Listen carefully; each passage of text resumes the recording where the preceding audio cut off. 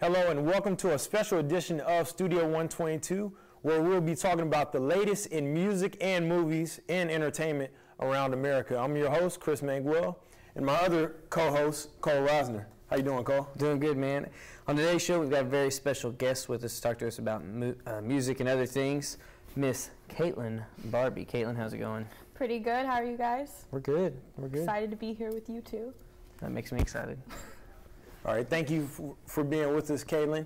But before we talk about albums, let's see what new albums that students around campus of A&M Commerce are talking about here on Studio 122. By Lil Wayne. It actually came out, I think, a couple days ago. And they say the old Wayne is back because he's kind of fell off with the last few albums he has done and mixtapes. So I'm really anticipating to hear this one and see if he's really back. J. Cole's new album, Born Sinner. I don't know, man. He just brings something new to the game. He's a lyricist, and he sticks to that. He don't try to veer away from, his style of music. He his own person in his music, unlike Wale and people like that. All right, welcome back to Studio 122. Just discussing some of the albums that the A&M campus students were talking about. I know they talked about J. Cole's new album and Lil Wayne's new album, I'm Not a Human Being Part 2. But Caitlin, what are some of your favorite albums that are out right now? Oh, well, my obvious answer is the new JT, the 2020 Experience. I love that. But I've listened to Power Trip, at least, by J. Cole with Miguel, which is the second time they've teamed up. And I liked it. I thought that it was good, and I'm interested to see the rest of that album. Let's talk back. Let's go back to Justin Timberlake's album just a little bit, because he's been on for how long now? 5 years. Well, big JT fan, Yeah. obviously. Okay. Had that great performance at the Grammys, at least. It was wonderful. Oh, yeah. It was great. Okay. It was awesome. So what do you like so much about this new album? Well, I like, there's a quote from critics have said that this is his first album as an artist. And I like that because if you listen to it, everything's very cohesive. All the songs kind of go together. Like, because they're so long, they're generally the highest, amount of time one song is like 8 minutes and 5 seconds.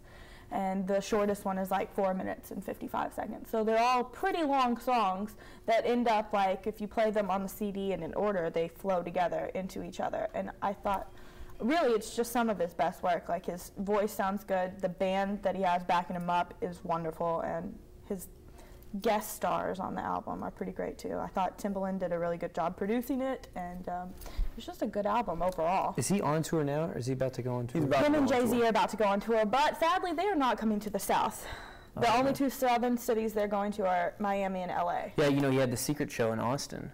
When was that? South by Southwest. Oh, yeah, well. But secret show. He had a full band and everything. And that's kind of unfortunate that he would be in Austin and no one know about it, really, except for the people at MySpace. So for anyone who's still on MySpace, I guess they knew what was going on. But they did, because he's their owner.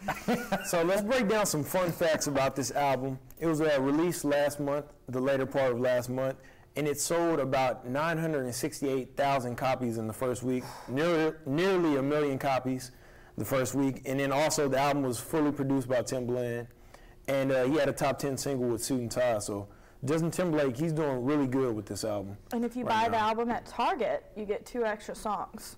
Do you work for Target? Sounds like it. No, I'm just saying I have the album from Target, and you get 2 extra songs, and they're great too. But they're more heavily Timbaland. They sound more like Timberland than Timbaland. So what do you think that he's using this to jump back into the music industry, or do you think he's using this because he's made the album because, all right, it's been 5 years, I need to put out an album, so he's going to put out the album, tour, and then he's going to go back to doing movies and stuff like that?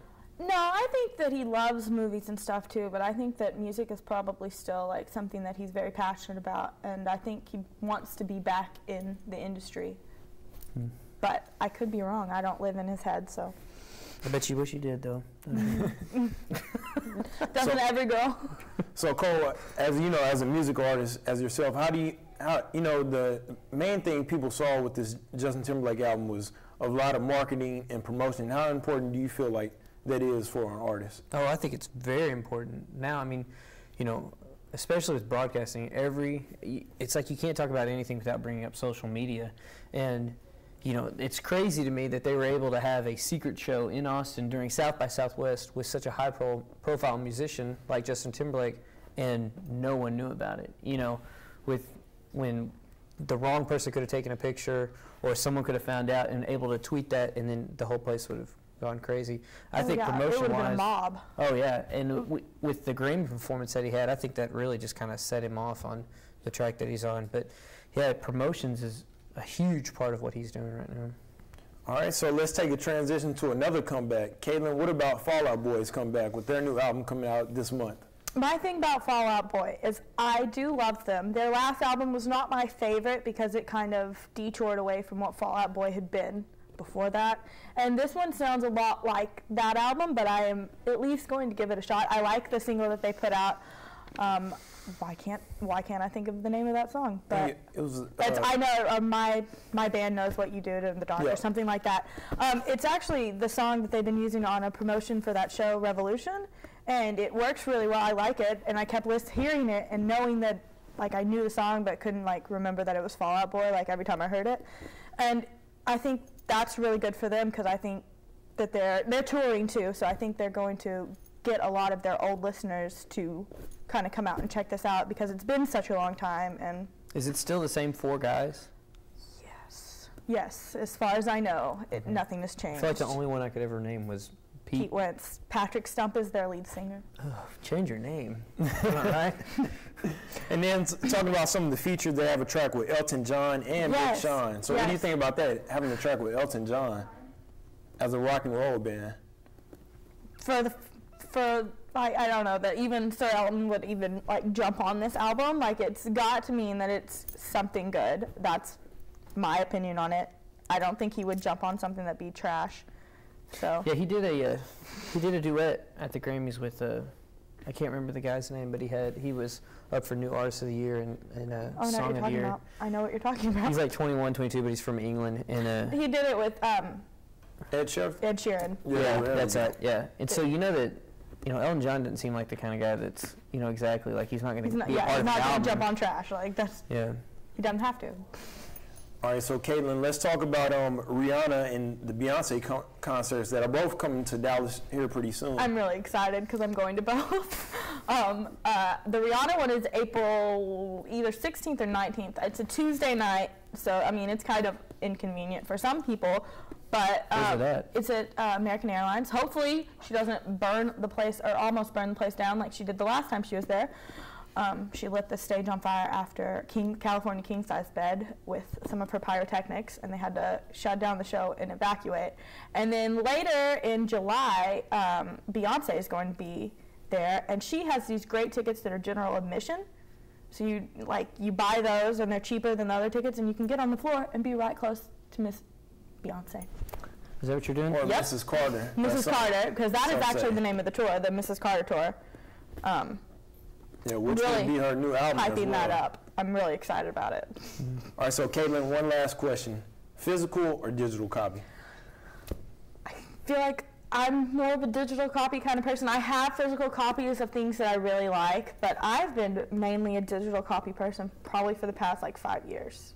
I saw a thing that they said that if they switch over to digital, that Amazon is the best person to take any benefit from that because they'll be able to sell limited edition hard copies of all their CDs that iTunes couldn't do. And that's what I think that, you know, that's what it should be, limited edition hard copies, because I think that those will actually sell, but I mean, you're not making too much. All right, Caitlin Barbee, thank you for coming in and talking with us. And stay tuned to more Studio 122. We're going to be talking about movies with RTV major Ethan Griggs, so stay tuned for more Studio 122.